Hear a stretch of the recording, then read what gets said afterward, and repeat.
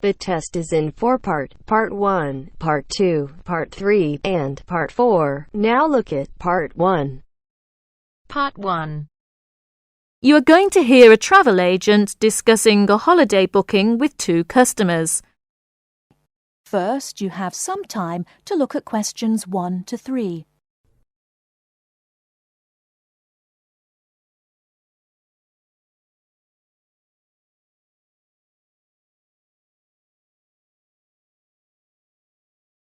Now we shall begin.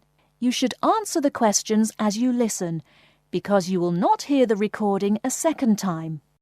Listen carefully and answer questions 1 to 3. Good morning. Can I help you? Yes, good morning. We'd like to book a holiday for July, please. Certainly. Where did you have in mind? Oh, well, we haven't thought a lot about it, really. We'd just like to go somewhere hot, and it must be in July. I see. Well, let's get the dates cleared up first, then we can see about availability. What part of July were you thinking of? Oh, well, you see, we have slightly different holidays. I've got the whole month except for the last 5 days, so I could go from the 1st to the 26th. But my friend here doesn't start until the 7th, so I suppose it will have to be the middle 2 weeks, really. Yes, but I've got to be back before the 23rd. OK. Now, let's find a destination. Before you hear the rest of the conversation, you have some time to look at questions 4 to 10.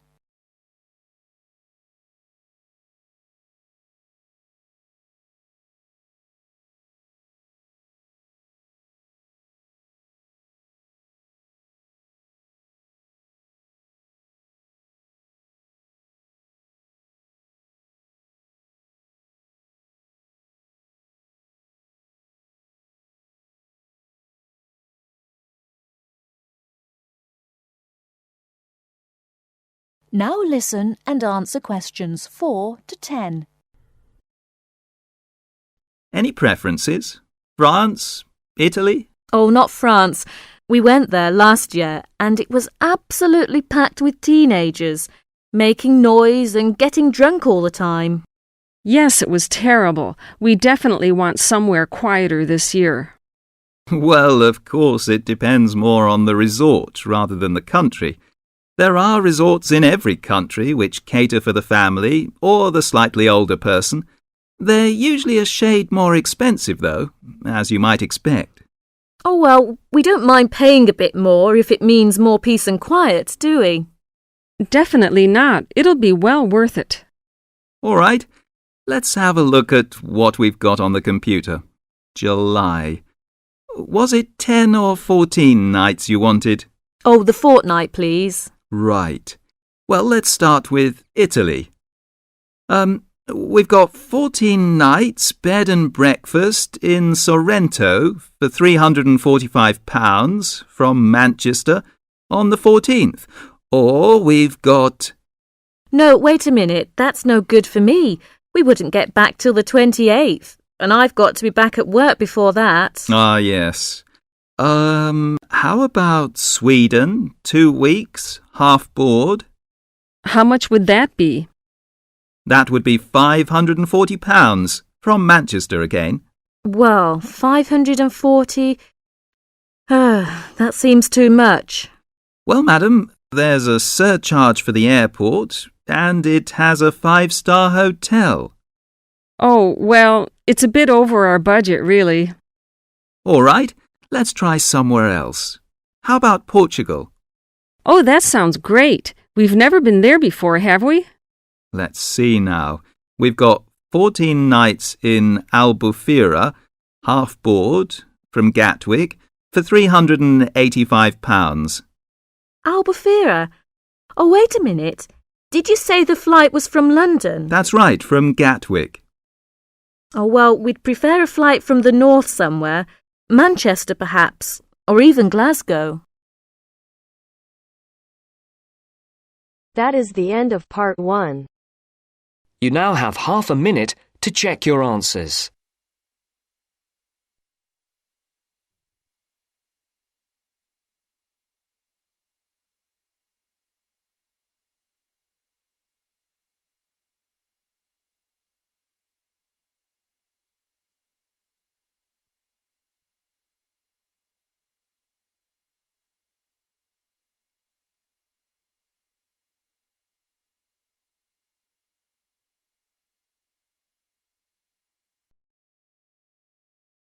Now turns to Part 2.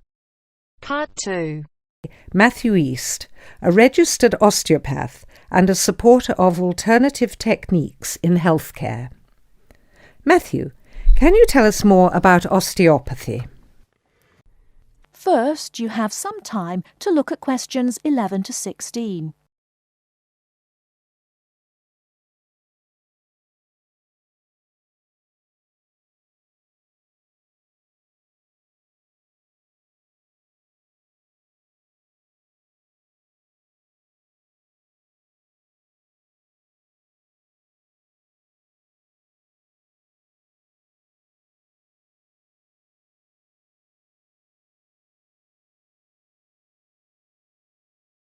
Now, listen carefully and answer questions 11 to 16. Over the past 50 years, there have been some radical changes in medicine as it is known in the West. This is largely the result of vast improvements in technology, but also in the rising importance of alternative treatments. I have with me today Mathew East, a registered osteopath and a supporter of alternative techniques in healthcare. Mathew, can you tell us more about osteopathy? Well, perhaps the first thing I should say is that the term alternative is actually a little misleading, as I am referring to approaches and attitudes to health that were in common use long before Western medicine was established. I prefer the term natural. Anyway, I'll begin by telling you a little about osteopathy. Basically, osteopathy is the manipulation of muscles in order to alleviate stresses and tensions that lead to pain. Now, unlike Western medicine, osteopathy considers the whole body, not just the affected area, and this is a very important principle of natural remedies. The whole body must be considered before a course of treatment can be decided upon. You see, the aim of therapies like osteopathy is not only to repair the body, but also to get the body treating itself. And this does not come from treating the symptoms. To give an example, I recently treated a 2-month-old baby who was screaming all day and was even worse at night. The couple had taken the baby to their doctor, but the only advice they were given was that the baby would grow out of it. However, the real problem stemmed from a difficult birth, which put pressure on the baby's neck. After 10 minutes of gentle manipulation, the pressure was released, and within 20 minutes the baby was quiet and calm for the first time. This was achieved without drugs or operations. Avoiding such invasive methods of treatment highlights another of the differences between Western medicine and a more natural approach. You see, Western medicine often uses surgery in order to find a solution to problems that could have been addressed with simple remedies. A medical approach that looks closely at how essential an operation is before it is performed would offer patients a considerably less stressful method of treatment, not to mention the financial savings. Natural remedies actually amount to about 10% of the cost of a Western course of treatment.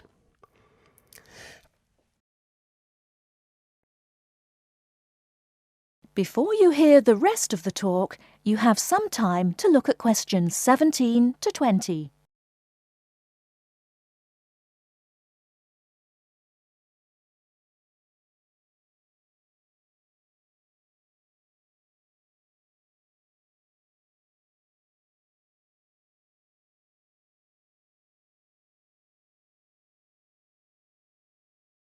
Now listen and answer questions 17 to 20.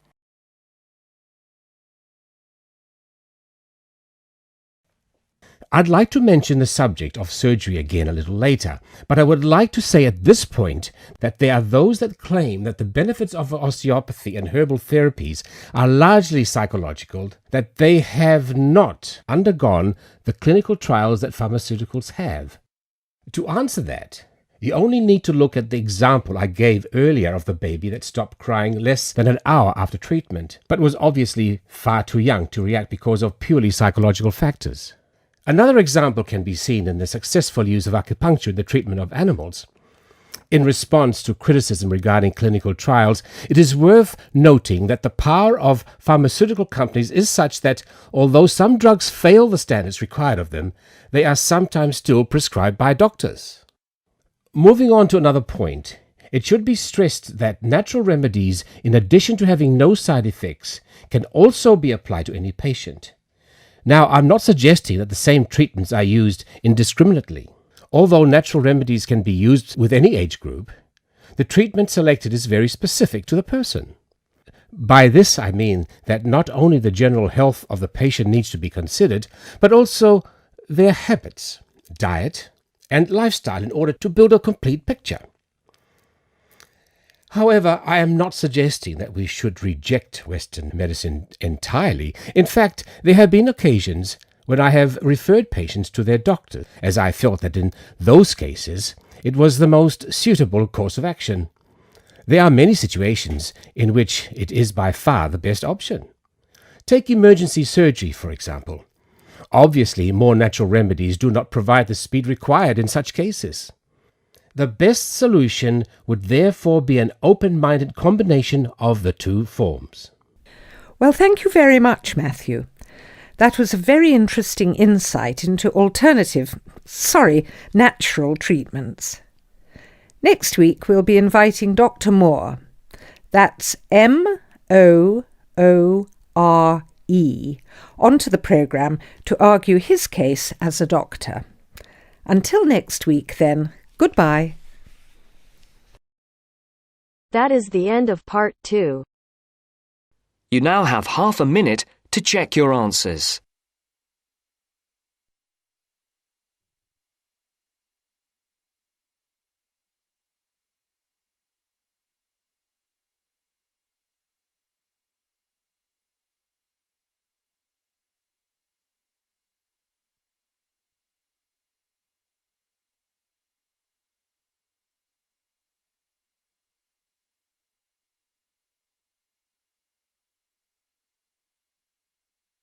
Now turns to part 3.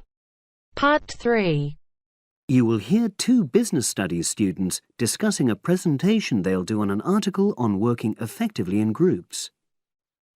First, you have some time to look at questions 21 to 26.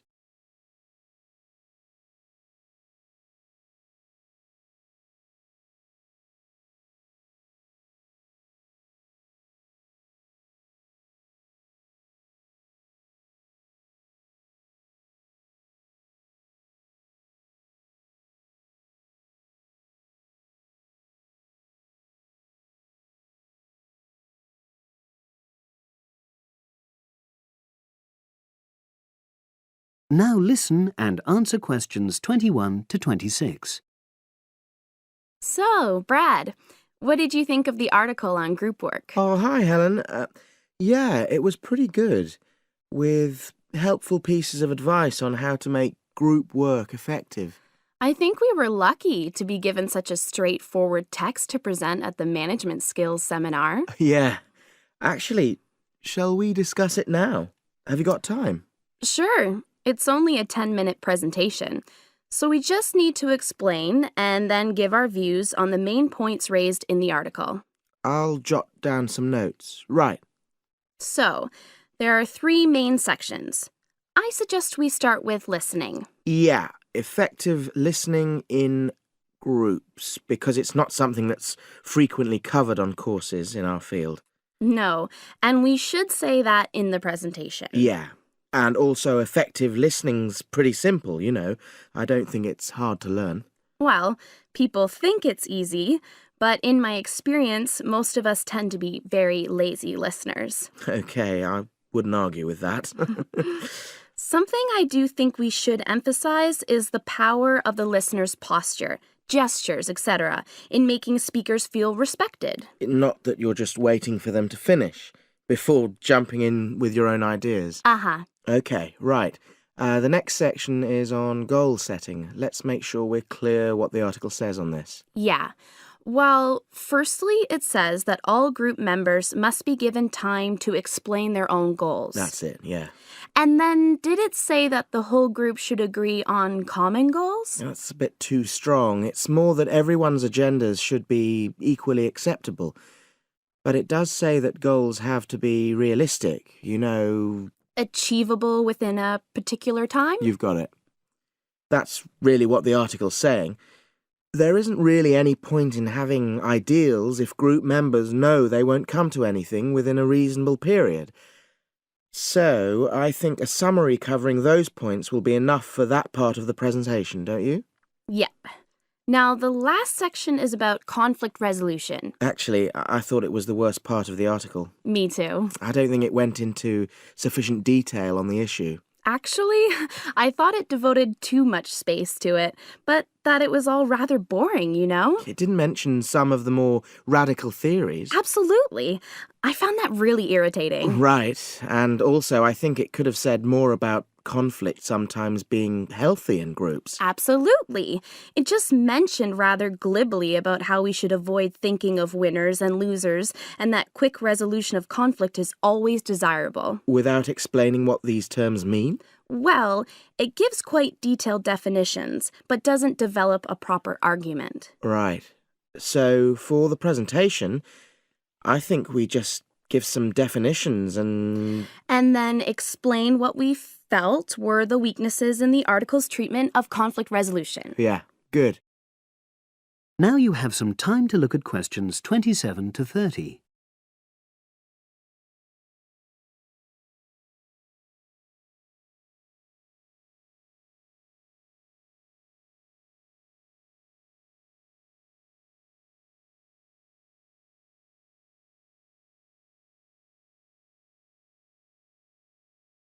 Now listen and answer questions 27 to 30.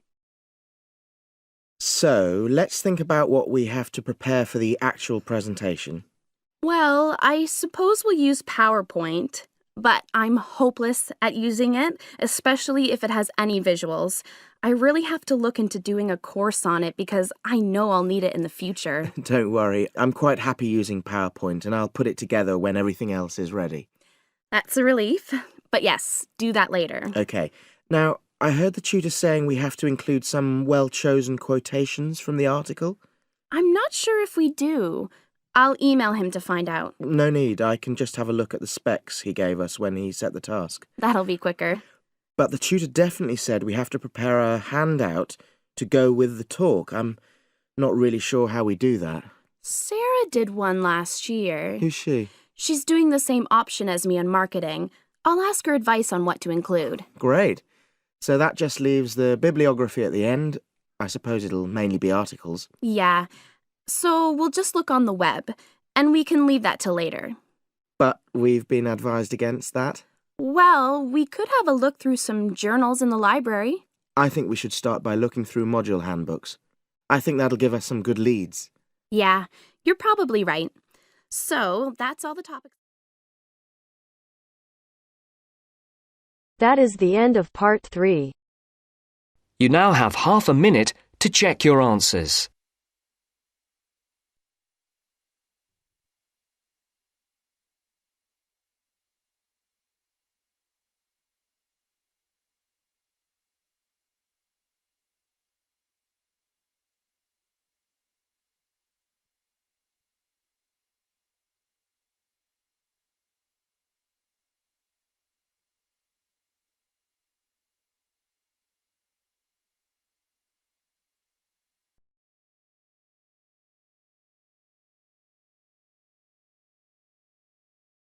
Now turns to part 4.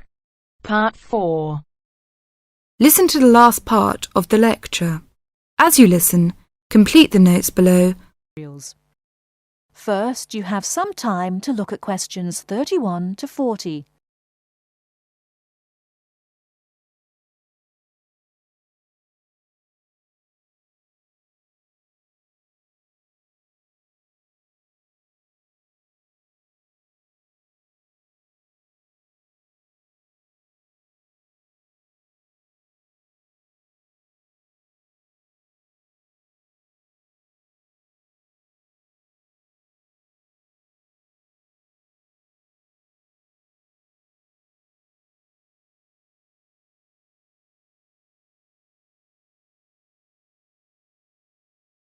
Now listen carefully and answer questions 31 to 40.